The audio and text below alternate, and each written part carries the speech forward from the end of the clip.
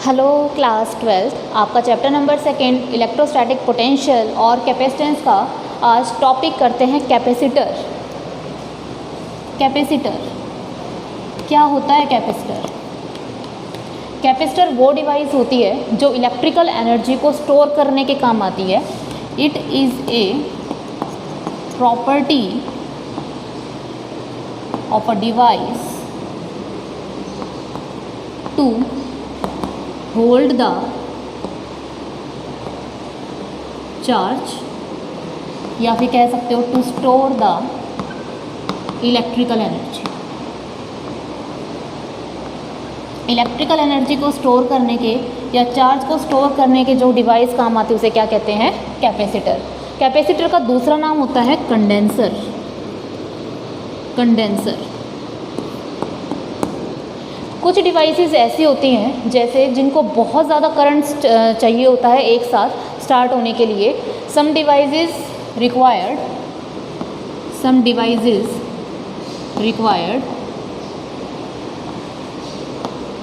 a large amount of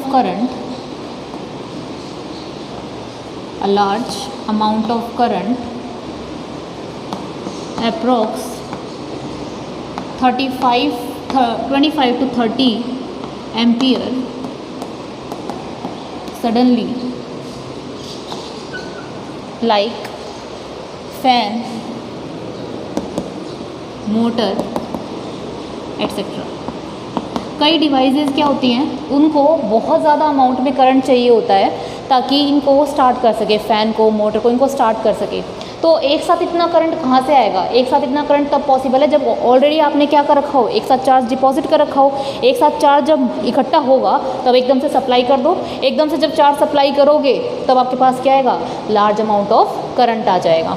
ठीक है, तो फ़ैन और मोटर ऐसी डिवाइसेस होती हैं जिनको एक लार्ज अमाउंट ऑफ करंट चाहिए होता है, और वो कहाँ से मिलता है? कैपेसिटर की सहायता से मिलता है। कैपेसिटर क्या है? कैपेसिटर वो डिवाइस होती है जो चार्ज को या फिर इलेक्ट्रिकल एनर्जी को स्टोर करने के काम आती है। ठीक है, कैपेसिटर को किस चीज़ से लिखते हैं? सी से। सी, इसका फॉर्मूला होता है C=Q/V। सी का मतलब है कैपेसिटेंस, किसी डिवाइस के होल्ड करने की क्या क्षमता है? कैपेसिटेंस। Q का मतलब चार्ज और V का मतलब है पोटेंशियल डिफरेंस।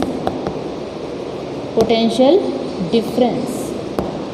कैपेसिटेंस चार्ज की यूनिट क्या होती है? कूलम्ब, COULOMB, और पोटेंशियल डिफरेंस की वोल्ट, और इसकी क्या होती है? फेराड। क्या होती है? फेराड। कोई आपसे पूछे what is 1 farad? 1 coulomb 1 volt. जब 1 कूलम्ब चार्ज स्टोर किया जाए और उसके अक्रॉस पोटेंशियल डिफरेंस कितना हो? 1 वोल्ट, तो उस कैपेसिटर की कैपेसिटेंस कितनी होगी? 1 फेराड होगी। ठीक है, अब ये कैपेसिटेंस आपको ऐसा लग रहा होगा कि जो ये कैपेसिटेंस है वो Q और V पे डिपेंड करता है। ऐसा लग रहा है ना कि कैपेसिटेंस जो है वो Q और V पे डिपेंड करता है। ऐसा नहीं होता। Capacitance do not depend upon Q and V। फॉर्मूले के अकॉर्डिंग तो आपको ऐसा लग रहा है भाई जैसे वहाँ होता था R=V/I, बट आपको पता है V is directly proportional to I। तो क्या आपका R V पे डिपेंड करता था? क्या I पे डिपेंड करता था? नहीं, R तो क्या था? कांस्टेंट था। ठीक इसी प्रकार C भी क्या है? आपका V और I की तरह डिपेंड नहीं करता है। किस पे डिपेंड करता था? R=ρL/A। डायमेंशंस पे डिपेंड करता था, रेजिस्टिविटी पे करता था, टेम्परेचर पे करता था। पर यहाँ पर भी आपका क्या है? कैपेसिटेंस जो है वो कैपेसिटेंस आपका चार्ज और वोल्टेज पे डिपेंड नहीं करता। ठीक है, it is independent upon Q and V। अब बात ये आती है कि किस चीज़ पे डिपेंड करता है, कैसे निकालें इस चीज़ को? देखिए, सबसे पहले लिख लिए C capacitance do not upon Q and V। C depends upon dimension. Dimension पे डिपेंड करता है। C depends upon property of a medium. Medium की भी प्रॉपर्टी पे क्या करता है? डिपेंड करता है, depends upon property of medium. ठीक है। अब हमारे सिलेबस में कैपेसिटर 3 तरह के हैं, 1 बाय 1 इसको डिस्कस करेंगे। एक है स्फेरिकल, दूसरा पैरेलल प्लेट कैपेसिटर, और थर्ड वन है cylindrical capacitor. Cylindrical capacitor, clear. तो कैपेसिटर में 3 प्रकार के पढ़ने हैं, स्फेरिकल, पैरेलल प्लेट और सिलेंड्रिकल कैपेसिटर। आज सबसे पहले स्टार्ट करते हैं स्फेरिकल कैपेसिटर, और स्फेरिकल कैपेसिटर के मोस्टली टॉपिक कवर कर लेंगे, ठीक है। इरेज कर दूं मैं इसको, ठीक है। देखिए स्फेरिकल कैपेसिटर की कैपेसिटी निकालनी है आपको।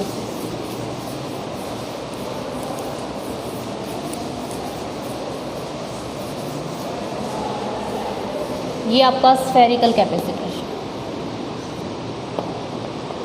Spherical capacitor. अब ये स्फेरिकल कैपेसिटर है। कैपेसिटर क्या होते हैं? कंडक्टर। कैपेसिटर कंडक्टर होते हैं। तो आपको पता है कंडक्टर पे अगर कोई चार्ज दोगे, सारा चार्ज कहाँ जाएगा? सरफेस पे। मान लीजिए आपने इस पर Q चार्ज दिया और सारा चार्ज कहाँ गया आपका? सरफेस पे आ गया। ये इसका सेंटर और ये इसका रेडियस R, ठीक है। अब आपको पता है फॉर्मूला क्या होता है? C = Q/V। V is a potential difference. अब पोटेंशियल डिफरेंस तो 2 पॉइंट का निकलता है। तो आप क्या मान लीजिए, सारा चार्ज स्टार्टिंग में कहाँ रखा है आपका? इन्फिनिटी पे रखा है, ठीक है। तो इसे डेल्टा V लिख लो, ठीक है। डेल्टा V, सारा चार्ज कहाँ रखा है आपका? इन्फिनिटी पे। तो इन्फिनिटी से लेकर आने में जो काम करना पड़ेगा, है ना, कैसे निकालोगे? जो काम करना पड़ेगा वो आपको पोटेंशियल आ जाएगा। डेल्टा V कैसे निकालोगे? W एक्सटर्नल इन्फिनिटी टू, कहाँ तक लेकर आओगे? इन्फिनिटी टू सरफेस तक ले आओ। सरफेस पे पॉइंट का नाम दे दो P, infinity to P upon charge Q, ठीक है। डेल्टा V को क्या लिखोगे? Vp minus V infinity. V infinity पे आपको पता है पोटेंशियल कितना होता है? 0। Vp माइनस 0 = W external from infinity to P upon Q। P point पे पोटेंशियल हमने प्रीवियस टॉपिक में निकाल भी रखा है, नहीं तो आप निकाल भी सकते हो, ठीक है। P पॉइंट पे आपका जो पोटेंशियल आता था वो कितना था? Vp = KQ/R। R is a radius, KQ/R। ये आता था Vp = KQ/R। अंदर की तरफ होता तो भी पोटेंशियल सेम रहता है, बाहर की तरफ होता तो जितना डिस्टेंस होता KQ/, सपोज यहाँ निकालना होता और यहाँ से इसका डिस्टेंस R होता तो क्या आता? KQ/R, ठीक है। ये टॉपिक मैंने आपको करवा रखा है। जब टॉपिक किया था हमने find the potential due to spherical conductor, spherical conductor की वजह से inside outside on the surface किया था, ठीक है। तो Vp की वैल्यू कितनी आई? KQ/R। इसमें पुट कर दो C = Q, K की वैल्यू KQ/R, Q से Q cancel. What is K? 1/4πε0। तो 1/K इज़ 4πε0। कितना आ गया? 4πε0 R। देखिए C क्या है? Capacitance. ε0 property of a medium. अगर यहाँ पर एयर नहीं होगा तो ε0 नहीं होगा, है ना। तो R क्या है? डायमेंशन। तो आपका C किस पे डिपेंड कर रहा है? C depends upon property of a medium, medium की प्रॉपर्टी पे डिपेंड कर रहा है, and also depends upon dimension, also depends upon dimension of a conductor. Conductor की डायमेंशन पे डिपेंड कर रहा है। देखिए रेडियस पे डिपेंड कर रहा है। रेडियस ज़्यादा होगी तो आपका कैपेसिटेंस भी क्या होगा? ज़्यादा। जितना बड़ा कैपेसिटर होगा उसके होल्ड करने की चार्ज की कैपेसिटी उतनी ही ज़्यादा होगी। C = 4πε0 R। This is the capacitance of a spherical conductor, ठीक है। बिल्कुल स्फेरिकल कंडक्टर, कैपेसिटर होते क्या है? कैपेसिटर एक किस्म के कंडक्टर होते हैं। अगर आप किसी कंडक्टर पे चार्ज दोगे तो सारा चार्ज कहाँ जाएगा? सरफेस के ऊपर आ जाएगा। एज इट इज़ ये टॉपिक हमने वही कर रखा है। बस दिक्कत क्या हुई आपको? बस ये कैपेसिटर वर्ड ने क्रिएट कर दिया प्रॉब्लम। कैपेसिटर क्या है? वो डिवाइस है जो चार्ज को स्टोर करने के काम आती है, और उसका कैपेसिटेंस कितना आया? 4πε0 R। इतना नोट कर लीजिए। अब देखिए, मान लीजिए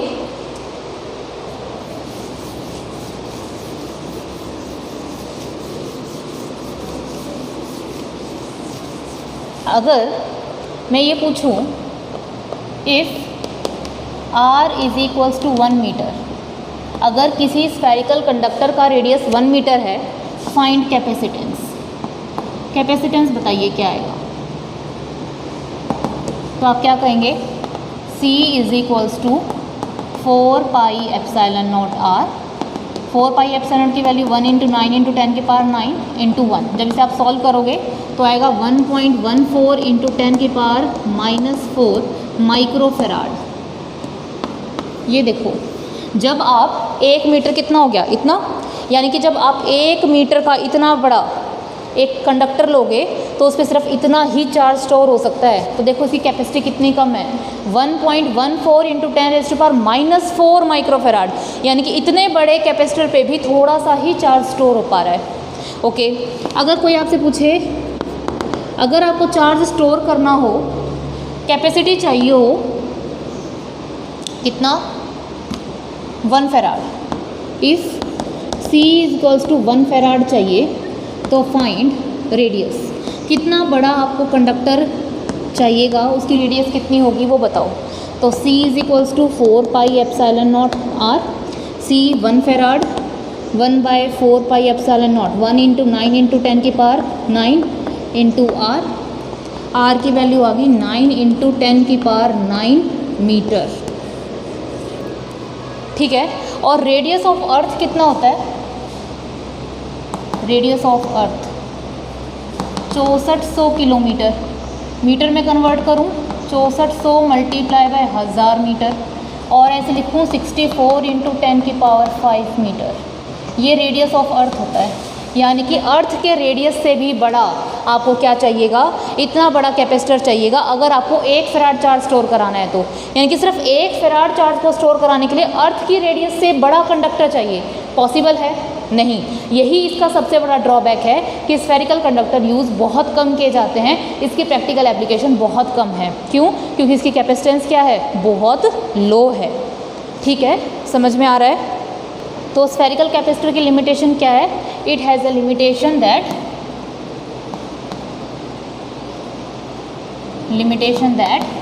it's capacity is very low, its capacity is very low. Clear है? यहाँ तक नोट कर लीजिए। ठीक है, उसके बाद देखो, कर लिया होगा नोट, आगे देखो।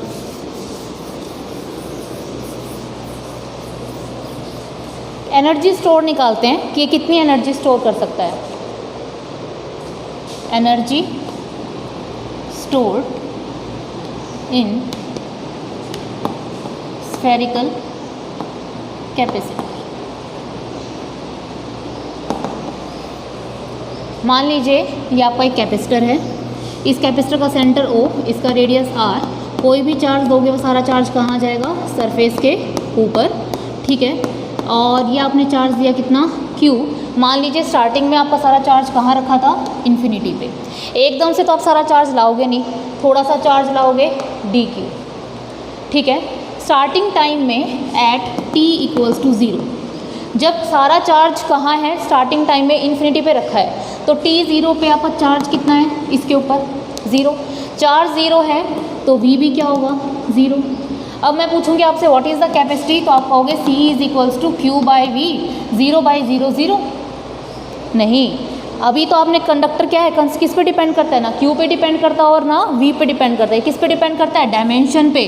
तो इस पे ऑलरेडी मेंशन है कि भाई ये इतने फेराड का है, तो C कितना रहेगा इसका, C। ठीक है, मान लीजिए कोई बीच का टाइम दिया है t इक्वल्स टू t। कुछ t टाइम में कुछ एक बार आप पहले कुछ चार्ज ले गए, कुछ समय चलता रहा, कुछ तो चार्ज आ चुका है इसके ऊपर। मान लीजिए चार्ज आ गया कितना, Q equals to Q। C capacity तो सेम रहेगी। ठीक है, V को हमने कितना निकाल सकते हैं, V मान लीजिए आपका किसी भी टाइम पे V आ चुका है। ठीक है, तो C क्या होता है, C is equals to Q by V। At t equals to infinity, तीसरी स्टेज, जब टाइम बहुत ज़्यादा हो जाएगा, तो आपको पता है जब टाइम बहुत ज़्यादा होगा तो सारा का सारा चार्ज कहाँ जाएगा, कंडक्टर के ऊपर। तो Q equals to Q, potential क्या आ जाएगा, maximum V equals to V। तो इस V को क्या लिख सकते हो आप, V is equals to Q by C। ठीक है, तो कैपेसिटी कितनी रहेगी C। मतलब तीनों केस में आपकी कैपेसिटी कितनी रहेगी C, क्योंकि जो कैपेसिटेंस है वो कभी भी Q और V पे डिपेंड नहीं करता है। किस पे डिपेंड करता है? डायमेंशन पे। और अगर आपने इसकी एक बार डायमेंशन फिक्स कर दी कि R रेडियस का है तो इसकी कैपेसिटेंस कितनी होती है? 4 पाई एप्सिलॉन नॉट R। तो इसकी जो आंसर आएगा वो तीनों केसेस में क्या रहेगा? सेम रहेगा। ठीक है, बस हमने इसको 3 केस में डिवाइड कर लिया कि स्टार्टिंग में जब 0 टाइम था तो इस पर कितना चार्ज था, t इक्वल्स टू टी पे कितना था, t इक्वल्स टू इन्फिनिटी पे कितना था। जब t इनफाइनाइट हो जाएगा तो सारा चार्ज कहाँ जाएगा? इसके सरफेस पे आ जाएगा। स्टार्टिंग में कोई भी चार्ज नहीं था, बीच में कुछ चार्ज था। ठीक है, अब आपको पता है चार्ज कहाँ से लेके आ रहे हो?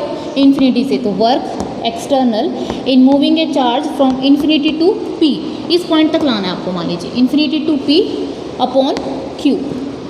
ठीक है, अपॉन थोड़ा सा चार्ज लाए हो, थोड़ा सा चार्ज लाए हो। अच्छा, इसको ऐसे लिख लो अभी, Vp minus V infinity upon charge. थोड़ा चार्ज लाए हो तो वर्क डन भी कैसा होगा? थोड़ा। V is equals to dw by dq। Infinity पे पोटेंशियल कितना होता है? 0। ठीक है, तो Vp कितना आ गया आपके पास? dw by dq। ठीक है, अभी आपको dw निकालना है तो dw देखो कैसे निकालोगे? dw क्या आएगा? dw is equals to v into D Q. Complete work done निकालना है इंटीग्रेटिंग बोथ साइड, दोनों साइड इंटीग्रेट कर दो। v की कितनी वैल्यू है v पे? q by C D Q. Starting में सारा चार्ज कहाँ था? इन्फिनिटी पे। कितना था? इस पे कितना था तब? 0। मैक्सिमम कितना हो जाएगा? q। dw का इंटीग्रेशन w, q इंटीग्रेशन किसके ऊपर हो रहा है? q पे। तो w is equals to 1/c constant है, बाहर निकाल लो। Integration of q D Q 0 से लेकर q क्या आ गया? w is equals to Q square by 2c 0 से लेकर q। Final limit minus initial limit, w is equals to Q square by 2c। ये आ गया आपके पास क्या? Work done. आपको निकालना क्या था? Energy stored. एनर्जी स्टोर निकालनी थी। आपको ये फॉर्मूला पता है, delta U is equals to UF minus UI is equals to W external agent equals to minus W electric force. ठीक है, तो आपके पास U कितना आ गया? ये का ये जो वर्क डन था W is equals to Q square by 2c। Clear है? तो हमने क्या किया? Vp माइनस वी इन्फिनिटी वाला पोटेंशियल वाला कॉन्सेप्ट उठाया। थोड़ा सा चार्ज लाए, थोड़ा सा वर्क डन। dw की वैल्यू क्या आ गई? Vp into D Q. V क्या है? किसी भी टाइम पे q बाई सी, लिमिट लगा दी 0 टू q, कॉन्स्टेंट बाहर, इंटीग्रेशन कर दिया Q square by 2c। c की वैल्यू कितनी होती है? 4 पाई एप्सिलॉन नॉट r। तो u कितना आ जाएगा? Q square to 4 pi epsilon naught r, Q square by 8 pi epsilon naught r। इतनी पोटेंशियल एनर्जी स्टोर कर पाएगा स्फेरिकल कैपेसिटर। स्फेरिकल कैपेसिटर की कैपेसिटी कितनी होती है? Q square by 8 pi epsilon naught r। देखिए ये आपके पास जो फॉर्मूला है ये एनर्जी का फर्स्ट फॉर्मूला है। किस टर्म में है? q और c के टर्म में है। यहाँ तक नोट कर लीजिए पहले। ठीक है, अब हमें दूसरा फॉर्मूला निकालना है इसका। देखो आपको पता है c क्या होता है? q by v। तो q क्या आ जाएगा? c into V. उस फॉर्मूले में पुट कर दो। u is equals to Q square by 2c। q की जगह c square v square upon 2c, एक c से एक c cancel, half C V square. तो आपके पास एनर्जी का सेकंड फॉर्मूला आ गया। किस टर्म में? c और v की टर्म में। ठीक है, अब एक और कर सकते हैं क्या? c की जगह पुट कर दो q बाय v, फॉर्मूले उसमें ही पुट कर दो। u is equals to Q square by 2c, Q square 2 का 2, c की वैल्यू पुट करो q बाई v, एक q से एक q कैंसिल, कितना आ गया? Half Q V. ये एनर्जी का कौन सा फॉर्मूला? थर्ड। ये कौन सा फॉर्मूला एनर्जी का? सेकंड। और ये कौन सा फॉर्मूला एनर्जी का? फर्स्ट। ये एनर्जी का जो फॉर्मूला है किस टर्म में है? q और c की टर्म में है। ये वाला जो एनर्जी का फॉर्मूला है वो सी वी टर्म में है, और ये वाला जो फॉर्मूला है वो किस टर्म में है? आपका q और v की टर्म में है। तो जौन सा भी आप लगाना चाहो ये आप लगा के इसे सॉल्व कर सकते हो। ठीक है, तो स्फेरिकल कैपेसिटर की कैपेसिटी कितनी होती है? 4 पाई एप्सिलॉन नॉट r, और उसकी पोटेंशियल एनर्जी कितनी होती है?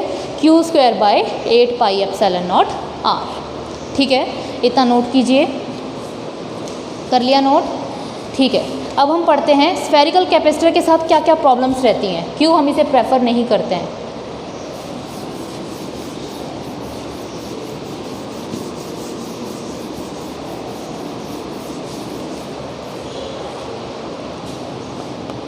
प्रॉब्लम विद स्फेरिकल कैपेसिटर, अभी हमने डिस्कस की थी क्या कि इसकी कैपेसिटी क्या होती है, लो।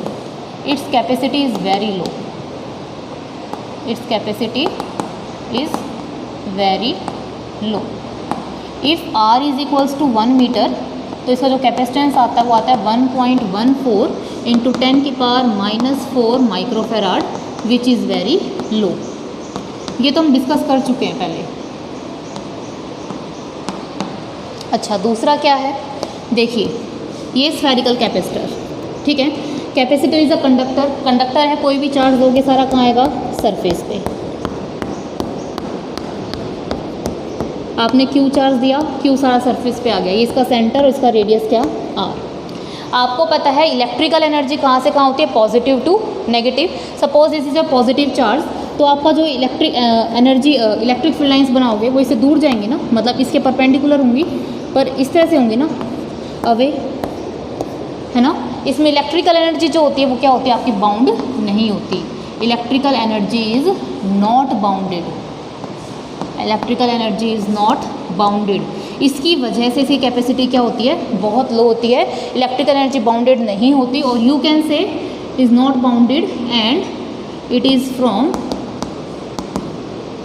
कंडक्टर टू इन्फिनिटी, कंडक्टर से लेकर इन्फिनिटी तक होती है, ये बंधी नहीं होती है। जैसे एक बार हमने इलेक्ट्रिक फील्ड लाइंस के बीच, इलेक्ट्रिक फील्ड वाला जब चैप्टर कर रहे थे तो बताया था, दो प्लेट्स हैं, ठीक है, इनके बीच में यहाँ इलेक्ट्रिकल एनर्जी बाउंड हो जाती है, और यहाँ जो आपका इलेक्ट्रिक फील्ड आता है वो सिग्मा बाय एप्सिलॉन नॉट आता है, ठीक है। तो यहाँ एक पे आपका ये प्लेट कैसी थी, पॉजिटिव क्यू, नेगेटिव क्यू, या प्लस सिग्मा या माइनस सिग्मा।